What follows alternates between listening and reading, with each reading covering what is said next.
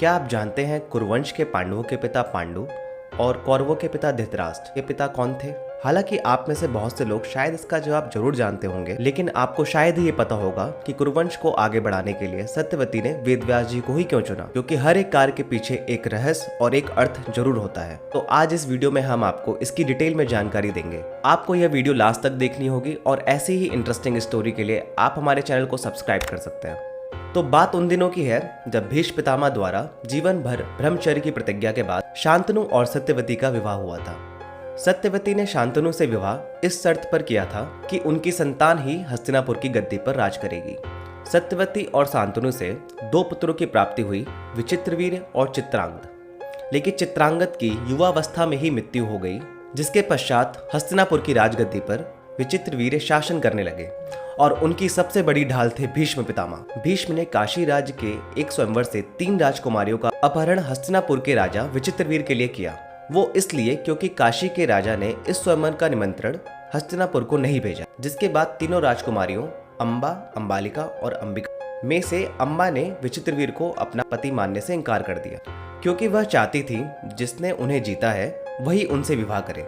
लेकिन भीष्म पितामह अपनी प्रतिज्ञा की वजह से उनको स्वीकार नहीं कर सकते थे, जिसके बाद अम्बा ने भीष्म को उनकी मृत्यु का कारण बनने का शाप देते हुए अपने प्राण त्याग दिए। वहीं कुछ दिनों के बाद विचित्रवीर्य भी एक युद्ध के दौरान इतने घायल हो गए कि उन्हें अपनी जान से हाथ धोना पड़ा।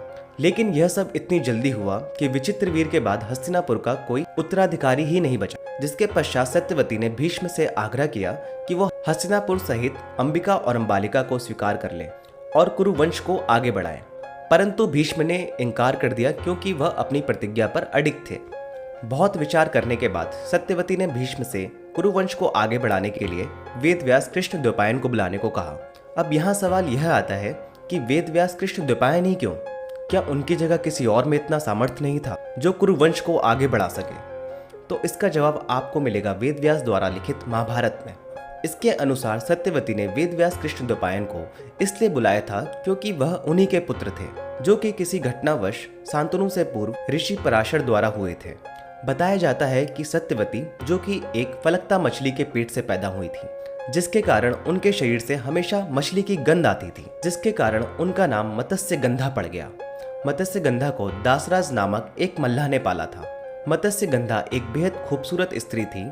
वह अपने पिता दासराज की तरह ही लोगों को नाव पर बैठाकर नदी पार पहुंचाने का काम करती थी। एक दिन दोपहर के समय महर्षि पराशर नदी के किनारे पहुंचे तो उन्होंने मत्स्य गंधा को देखा और उन्हें देखकर मंत्रमुग्ध हो गए और उससे रमन करने की इच्छा व्यक्त की।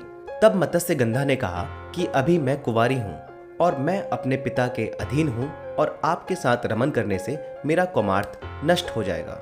वह समाज मुझे लांछन भरी नजरों से देखेगा। तब ऋषि पराशर ने उत्तर दिया, मुझसे रमन के बाद तुम्हारा कौमार्थ वैसा ही बना रहेगा और गर्भवती होने के पश्चात भी गर्भ का कोई भी चिन्ह प्रकट नहीं होगा। जिसके बाद महर्षि से मत्स्य गंधा ने एक और वरदान की इच्छा व्यक्त की। मत्स्य गंधा ने कहा कि मेरे शरीर से हमेशा मछली की गंध आती रहती है। आप मुझे ऐसा वरदान दें कि ये गंध एक सुगंध में परिवर्तित हो जाए और चारों कोष तक ये सुगंध फैलती रहे। महर्षि पराशर के तथास्तु बोलने के बाद ही मत्स्य गंधा के शरीर से कस्तूरी की सुगंध निकलने लगी, जिसके बाद महर्षि पराशर और सत्यवती के रमन के फलस्वरूप यमुना के द्वीप में एक बालक का जन्म हुआ।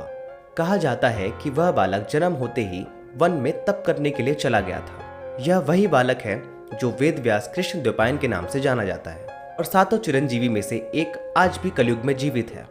सत्यवती के प्रथम पुत्र होने के कारण ही नियोग प्रथा द्वारा कुरुवंश को आगे बढ़ाने का कार्य वेदव्यास जी ने पूरा किया, जिनसे अंबिका और अंबालिका द्वारा पांडु और धृतराष्ट्र हुए थे। इनके अलावा उनकी दासी से भी वेदव्यास जी का एक पुत्र हुआ था, जिसे विदुर के नाम से जाना जाता है, जो ज्ञान की प्रतिमूर्ति थे। हम आशा करते हैं आपको यह स्टोरी अवश्य ही पसंद आई होगी।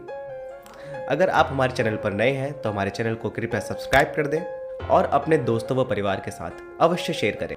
बेल आइकन दबाना ना भूलें, जिससे हमारी वीडियो सबसे पहले आप तक आसानी से पहुंच जाए। धन्यवाद।